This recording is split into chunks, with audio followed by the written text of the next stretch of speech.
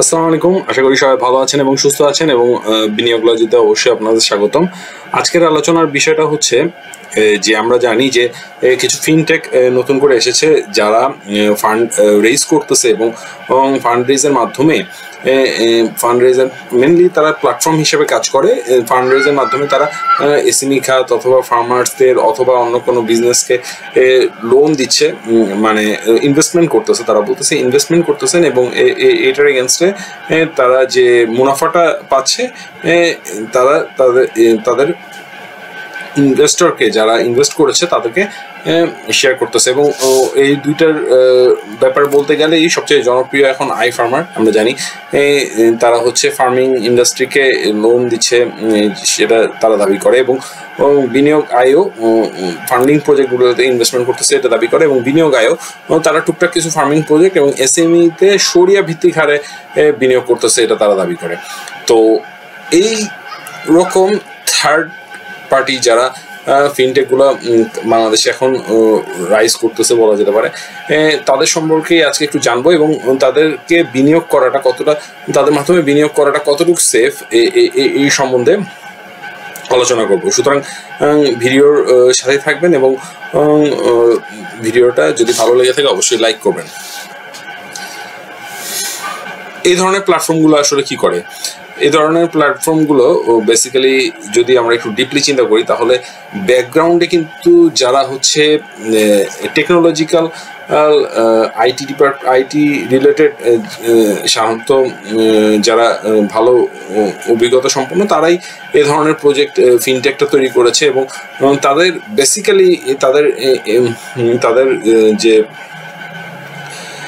Expertise সেটা কিন্তু finance related rare দেন finance related পার্সেন্টেজটা একটু কমই থাকে আমার কাছে যেটা মনে হয়েছে। বা তাদের যারা এমপ্লয়ি আছে তাদের মধ্যে ফিন্যান্সের সাথে যে লগুলো জড়িত সেগুলোর সম্বন্ধে ধারণা কম থাকলেও তাদের ধারণা আছে হলো কিভাবে এটাকে ডিজিটাল প্ল্যাটফর্মে ইউটিলাইজ করা যায় এবং ডিজিটাল প্ল্যাটফর্মের মাধ্যমে কিভাবে এটাকে মানুষের কাছে ভাস্ট জনগণের কাছ থেকে ফান্ড অ্যারাইজ করতে পারবে সে ব্যাপারে তাদের কিন্তু ধারণা আছে। এবং এই দুইটা প্রজেক্ট এবং আরও কিছু করছে, উইগ্রো নামক কিছু প্রজেক্ট করতেছে। তারা বেসিক্যালি বিনিয়োগ ও উদ্যোক্তাদের মধ্যে সেতুবন্ধন করতেছে।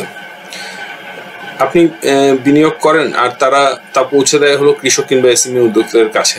এটি এক ধরনের সোশ্যাল ফিন্যান্সিং, তবে প্রচলিত ব্যাংকিং সিস্টেমের বাইরে কাজ করে বলে কিছু প্রশ্ন থেকেই যায়। হ্যাঁ, তো কিভাবে যাচাই করব? যাচাই করাটা একটু জরুরি যে আপনি যদি এই রকম প্রজেক্টে ইনভেস্ট করতে চান তাহলে আপনাকে অবশ্যই যাচাই বাছাই করে ইনভেস্টমেন্ট করা উচিত। সত্যিকারের বিনিয়োগ পৌঁছাচ্ছে কিনা বোঝার জন্য কিছু বিষয় দেখে নেওয়া জরুরি। মানে আপনার যে বিনিয়োগটা সেটা সত্যিকারভাবে তারা ইউটিলাইজ করতেছে কিনা সেটার জন্য কিছু বিষয় দেখা জরুরি। প্ল্যাটফর্মটি বৈধ লাইসেন্সধারী কিনা, এক, শরিয়া অনুসারে তাদের চুক্তিগুলো যেমন মুদ্রা বা ওয়াকালা গঠিত কিনা, বিনিয়োগের ব্যবহার ও লাভের বন্টন স্বচ্ছভাবে জানানো হয় কিনা। আচ্ছা, বিনিয়োগ আয়ও সাধারণত ইসলামিক শরিয়াত মানদণ্ড মেনে চলে এবং প্রজেক্ট আপডেট দেয়। আই ফার্মার কৃষকদের খামারে পশুপালন বা কৃষি সামগ্রীতে ব্যয় করে থাকে। এটা একটা নর্মাল একটা যেটা আমরা ধারণা পাই দুটার মধ্যে থেকে। আচ্ছা, ঝুঁকি ও সতর্কতার বিষয়ে যদি আলোচনা করি, বেসিক্যালি যে পয়েন্টগুলো আসে, এই ধরনের বিনিয়োগ সুযোগ যেমন আছে তেমন ঝুঁকিও অনেক। এই প্ল্যাটফর্মগুলো বাংলাদেশ সিকিউরিটিজ অ্যান্ড এক্সচেঞ্জ কমিশনের আওতাভুক্ত নয়, যেটা হওয়া উচিত ছিল যে বাংলাদেশ ব্যাংক অথবা বাংলাদেশের সিকিউরিটি অ্যান্ড এক্সচেঞ্জ কমিশনের আওতাভুক্ত হওয়া উচিত ছিল, সেটা না। তারপর আস্তে আস্তে অধিকাংশ প্ল্যাটফর্মে লাভের নিশ্চয়তা নেই। অনেক প্ল্যাটফর্মই আছে যেগুলোতে দেখানো হয় ফার্স্টে অনেক লাভ, কিন্তু লস আসলে সেটাকেও কিন্তু বিয়ার করতে হবে। এবং ওই নিশ্চয়তা কিন্তু তাদের যে ক্লজগুলো আছে সেখানে ডাইরেক্টলি লেখা থাকে না। হ্যাঁ, যদি খামারি বা ব্যবসা ব্যর্থ হয় আপনার টাকাও ঝুঁকি পড়তে পারে। আপনি যদি চান তাহলে আচ্ছা, এখানে বিনিয়োগ করবো কিনা যে কোশ্চেনটা অনেকেরই আসছে এতক্ষণ শোনার পরে, বেসিক্যালি এখানে বিনিয়োগ করার জন্য অবশ্যই আপনাকে আপনার নিজস্ব ঝুঁকি নেওয়ার ক্ষমতাকে বুঝতে হবে এবং জীবনে বাস্তব পরিবর্তন আনুক। তবে এটি হতে পারে অনেকের জীবনে কিন্তু কিছুটা পরিবর্তন আনতেছে, অনেকে ইনভেস্টমেন্ট করতেছে, তবে এটি হতে পারে এক ধরনের ইম্প্যাক্ট ইনভেস্টিং। তবে শুরুতে ছোট বিনিয়োগ করুন। যদি কেউ বিনিয়োগ করতেই চায় তাহলে অবশ্যই ছোট বিনিয়োগ করা উচিত ফার্স্টে, এবং যে কোনো সিদ্ধান্ত নেওয়ার আগে প্ল্যাটফর্মটার স্বচ্ছতা ও আপডেট দেখুন। আরেকটা বিষয় হলো যে আপনার টোটাল বিনিয়োগ ফান্ড যদি 1 লাখ টাকা হয় তাহলে আপনার এইরকম টাইপের প্রজেক্টে 10,000 থেকে 12,000 টাকা ইনভেস্টমেন্ট করা উচিত। কথা 10,000 টাকায় আপনি ম্যাক্সিমাম করেন, 10% করেন, এর বেশি করাটা কিছুটা হলেও ঝুঁকি হয়। অনেকে দেখা যায় যে শুরু করে 10,000 টাকা দিয়ে, তখন যখন প্রফিটটা খুব ভালো আসতেছে দেখতেছে তখন সে আরো লোন করে বা বেশি টাকা এনে ইনভেস্ট করতেছে। এটা না করে অবশ্যই অল্প টাকার মধ্যে ইনভেস্ট করা উচিত। সত্যিকারের বিনিয়োগ শুধু কাগজ কলমে নয়, বরং বিশ্বাস, মান আর সমাজে প্রভাবের ওপর নির্ভর করে। বেসিক্যালি এই কথাটার মানে আমি একটু ক্ল্যারিফাই করি। যেমন বিনিয়োগ আয়ও যদি বিনিয়োগ করে তাহলে কিন্তু আমরা যেমন ওরা কিন্তু অনেকটা শো করতেছে আপনারা যে কি টাইপের কোম্পানিতে তারা বিনিয়োগ করতেছে, এবং কোম্পানিগুলো কিন্তু একটু রিনাউন্ডই বলা যায়। যেমন চাল ডাল কিছুটা হলো রিনাউন্ড। তারপর আরেকটা আমি সেদিন দেখলাম যে আরেকটা বসুন্ধরা সিটিতে একটা মোবাইলের শোরুম আছে, সেইখানে তারা বিনিয়োগ করতেছে। তারপর ওয়ান উম্মাতে তারা বিনিয়োগ করতেছে। আমি কিন্তু তাদের কাছে কোনো পেইড না, হ্যাঁ। তো বেসিক্যালি সেই ফার্মটাতে তারা বিনিয়োগ করতেছে যে ফার্মটা একটু স্টেবল এবং ক্যাটাগরি মানে একটু আমরা চিনি জানি এরকম ফান্ডে কিন্তু তারা বিনিয়োগ করতেছে। বাট যদি আমি একটু বলি যে আই ফার্মার বিনিয়োগ করতেছে হচ্ছে ফার্মারদের, এবং আমরা কিন্তু সচরাচর ওই যে ফার্মে আপনি বিনিয়োগ করতেছে সেই ফার্মে গিয়ে কিন্তু আপনি দেখার সুযোগ পাচ্ছেন না বা হয়ে উঠতেছে না। আরেকটা ব্যাপার হচ্ছে যে ফার্মারদের সাথে যতটা বিনিয়োগ করে তাদের কাছ থেকে রিকভারি উঠানো আমরা মনে করতে পারি যে অনেক সোজা, বাট এত সহজ না এটা। এবং তারা তো একটু মানে শিক্ষিত কম মানুষ অবশ্যই, এবং নিডি মানুষ। তাদের কাছ থেকে টাকাটাকে ইউটিলাইজ করে আনাটা আমার কাছ থেকে মনে হয় একটু চ্যালেঞ্জিং। হয়তো এখন তারা ভালো করতেছে বা তারা একটা ভালো ডোনেশন পাইছে, কারণ তারা একটা ভালো উদ্যোগ নিয়ে করেছে। বাট আমার কাছে মনে হয় যে যেখানে আমি পার্সোনালি দেখেছি যে গ্রামীণ ব্যাংক, ব্র্যাক এরা অনেক নিচে পর্যায়ে কাজ করেছে এবং অনেক জায়গায় তাদের ব্রাঞ্চ আছে, তারপরেও কিন্তু তাদের রিকভারি রেট দেখা যায় যে 80% almost. 20% recovery difficult to arrange হয়ে থাকে এরকম শ্রেণীর মানুষকে ইনভেস্টমেন্ট করলে। এবং আরেকটা ব্যাপার থাকে যে যদি সাপোজ দেখা গেল 10টা গরু কিনতে কোনো একটা ফান্ডিংয়ে টাকা দেওয়া হয়েছে, সেখান থেকে একটা গরু মারা গেল, তো ওই পুরো একটা গরুর যে খরচটা হলো সেটা কিন্তু লাভের থেকেই কিন্তু কাটা পড়ে। তো আমার কাছে মনে হয় এটা not sure, but I farmer basically আমরা জানি যে দেখাচ্ছে অনেক ভালো উদ্যোগ নিয়ে কাজ করতেছে। তো হোপ তাদের উদ্যোগটা ভালো থাকুক। তো এখানে আপনার সচেতনতাই হবে মুখ্য বিষয়, যে আপনি কতটুকু সচেতন থেকে এরকম একটা জায়গায় ইনভেস্টমেন্ট করবেন। আচ্ছা, যদি আমার ব্যক্তিগত অভিজ্ঞতা বলা হয় যে অ্যাজ এ ইনভেস্টর আমি এখানে অ্যালোকেট করতে চাই একটু ছোট ফান্ড।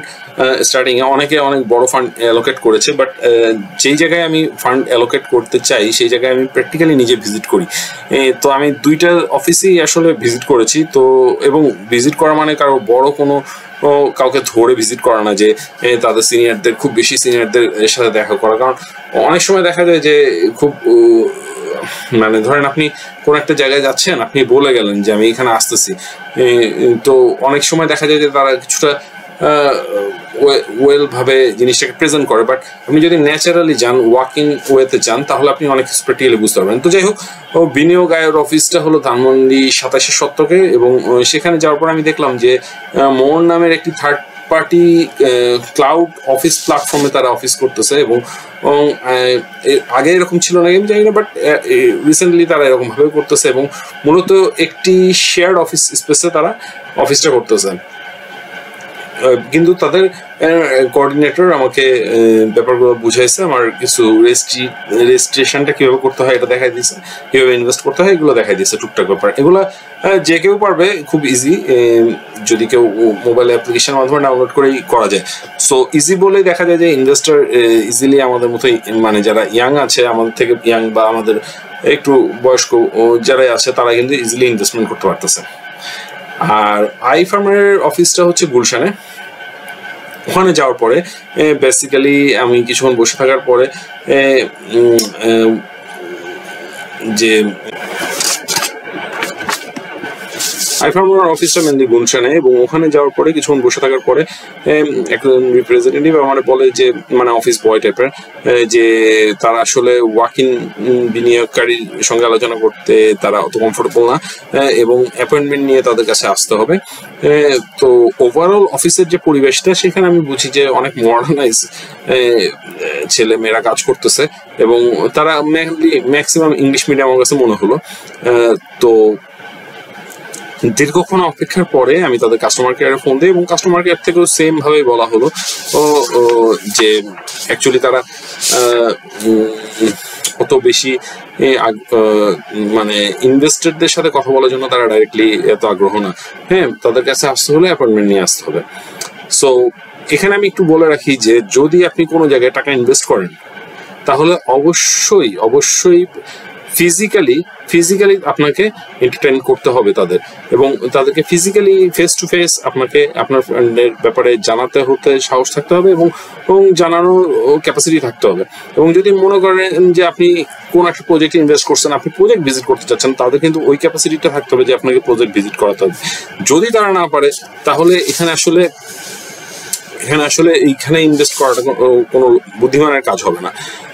আর এই অভিজ্ঞতা কিন্তু যেটা বিনিয়োগ আয়োগ বারবার বলে আসতেছে যে তারা বিভিন্নভাবে এগ্রিমেন্ট গুলা শো করবে, এবং লাগলে ফিজিক্যালিও আপনি তাদের কাছে গিয়ে এগ্রিমেন্টটা কালেক্ট করতে পারবেন। আমি তাদেরকে কোনো সুনাম গাচ্ছি না বা বলতেছি না যে তাদেরটাই পারফেক্ট, বলতেছি না, বাট অ্যাটলিস্ট তারা ফিজিক্যালি ট্রাই করতেছে যে রিপ্রেজেন্টেশনটা ঠিক রাখা, যেখানে কিন্তু তারা ইনভেস্টরও খুব বুঝে নিতেছে, এবং মানে ইনভেস্টরদের সাথে ওইভাবে ক্লিয়ারিফাই করে নিচ্ছে, যেখানে উইগ্রো বা আইফার্মার ওইভাবে পারতেছে না। তো এখানে একটু জিনিস বুঝতে হবে যে ধরেন সাপোজ আজকে আপনার কাছে 10 কোটি টাকা আছে, আপনার ক্যাপাসিটি আছে 10 কোটি টাকা মোটামুটি 100 জন ফার্মারের কাছে ডিস্ট্রিবিউট করার।